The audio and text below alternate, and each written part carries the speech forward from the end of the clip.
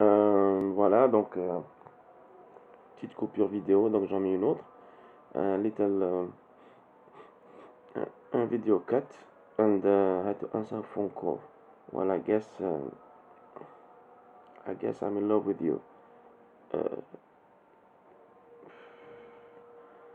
well, yes, but yes, actually I think I was or bollocks. Instead, uh, I was um, explaining, however, or how I wanted to express how I consider the spectrum of politics in Italy, France, Britain, and the US. So I was saying that I fully admire the spectrum of politics in Italy and France because there is a far left and a far right. As much as I confirm that I'm not a right or I don't admire Salvini or Marine Le Pen. Still, I'm Jean Jaurès, humanist, which means, as he said, Jean Jaurès, who created L'Humanité, which is a horrendous and lovely and very intelligent newspaper in France, that there is only one race on earth, which is the human. Il n'y a qu'une seule race sur Terre, l'humain. Et un autre a dit que tout ce qui est humain ne m'est pas étranger. Whatever is human is not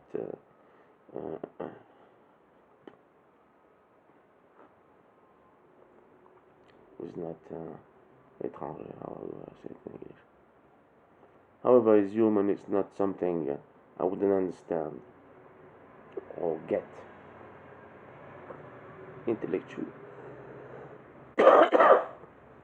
And that's all. So I was saying that I prefer Italian communists to the French communists historically.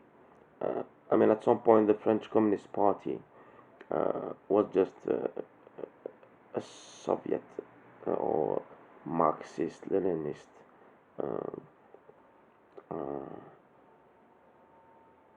Communist Party in France, which wasn't actually to the taste of George Bush, the father. Even though at some point the French had to prove themselves through Mitterrand and Yves Bonnet and the farewell case, and still, really still. Italian communists are more genuine, and uh, people like Yves Montand or Ivo Montand or others. I mean, I don't admire people like Renato Curcio, Brigade Rouge, or the terrorists, but still believe in ideology. Then you have the PCF, the Parti Communiste Français, which in Algeria turned into PCA, and then PAX, Parti de l'Avant-Garde Socialiste, then MDS, Mouvement Démocratique et Social. When, je m'arrêterai au PAX, I stopped the PAX, the Party of Avant-Garde Socialist, which is the Algerian Communist Party. Actually, I tend to know people in the MDS, and how can you be a communist if you didn't read the Capital of Karl Marx, who was actually German and buried in England, and he actually came to Algeria um, for health reasons, where he shaved his beard, his hair. When I saw plenty of pictures of him, it's just amazing. Yes. I mean, as well, there is no Karl Marx's Capital without some Hegel in it, in philosophy.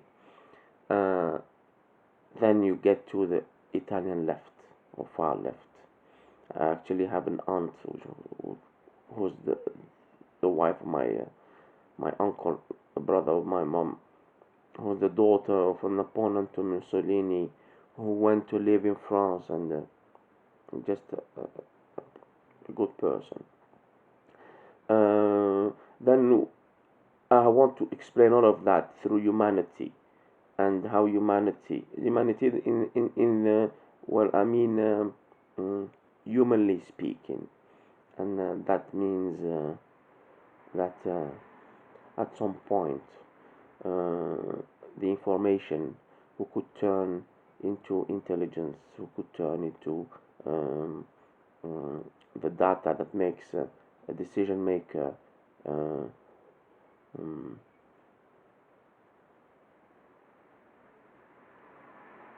changes things in his country through parliament and then executive orders to the government, who turns it into laws and bills, and then it's in society. Then you'll understand that politics is everywhere, in the bakery, in the bus, mm, in the post office, coffee shop, in your workplace, on your computer, uh, inside your your I would say inside deep down in you, then outside of you through socializing and through social engineering and networking and actually I think that people tend to understand the world through other people who are really close to them, not deep down their heart, but close to them socially. It's never that far.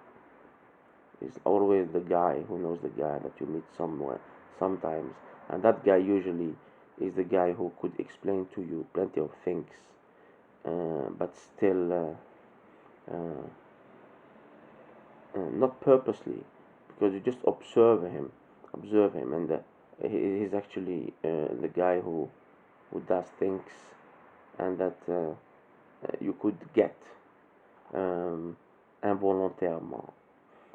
Uh, and plenty of these people around you could explain to you what is the society that you have understood and meaningfully, involontairement. That's a little bit of a complicated pattern that I think people in think tanks or could explain. Well, that's all for now. The rest is that today, with all these technologies like nanotechnology, smartphones, communication systems, internet, broadband, satellites, and we lost a bit of humanity. And at some point, we need to stop. I think through through legislation and get back to basics, which is the nation, boundaries. I'm not against globalization. I'm for a multipolar world, but still, culture has turned into a product. Whenever in the past it was a piece of art. Uh, Michelangelo could have painted something in the Chapel 16. It was art. Now a movie or a blockbuster is a product, and there is marketing, and then you market a movie which is actually a little company that makes money, and then then if if culture is a product, then no.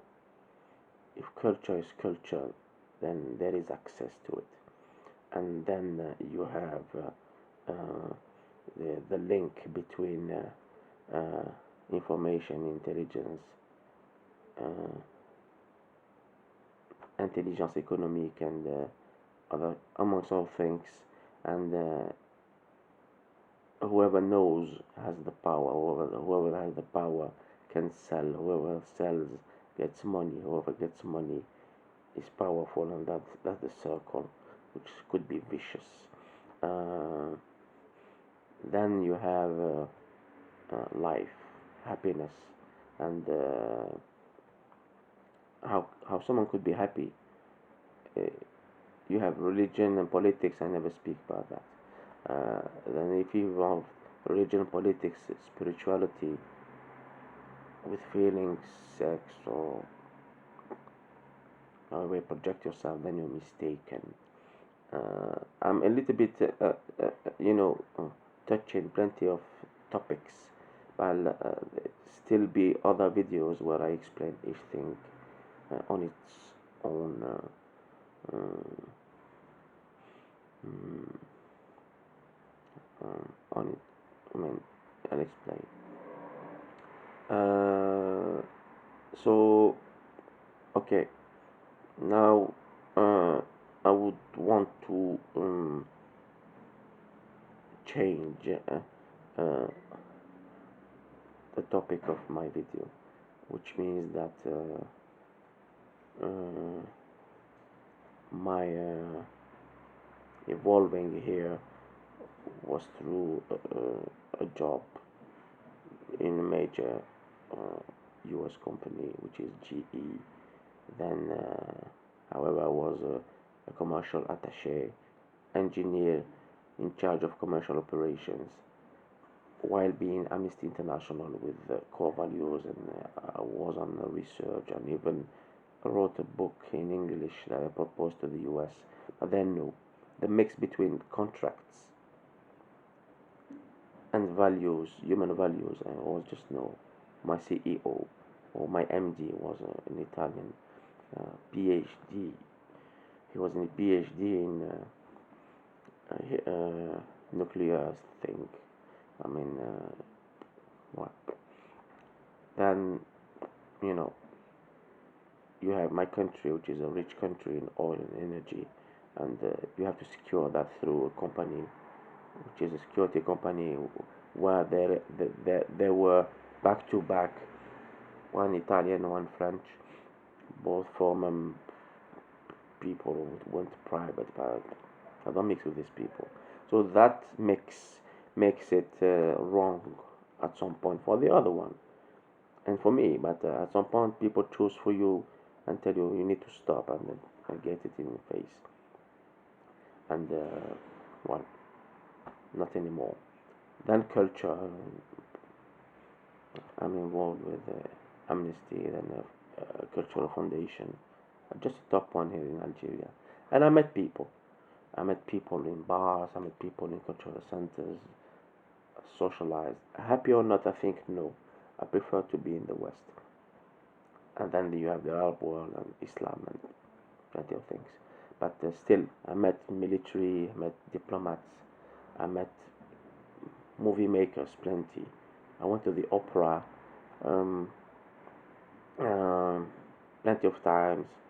Uh, uh, I love music, chant lyrique, but still, sometimes you can access things in a poor country because culture is on subsidies rather than the opera in Camden Town. Well, I think the video is long enough for now, then I'll get back to you. And take care of yourself, but okay, like he would have said, a guy I knew in London, a Cheerio.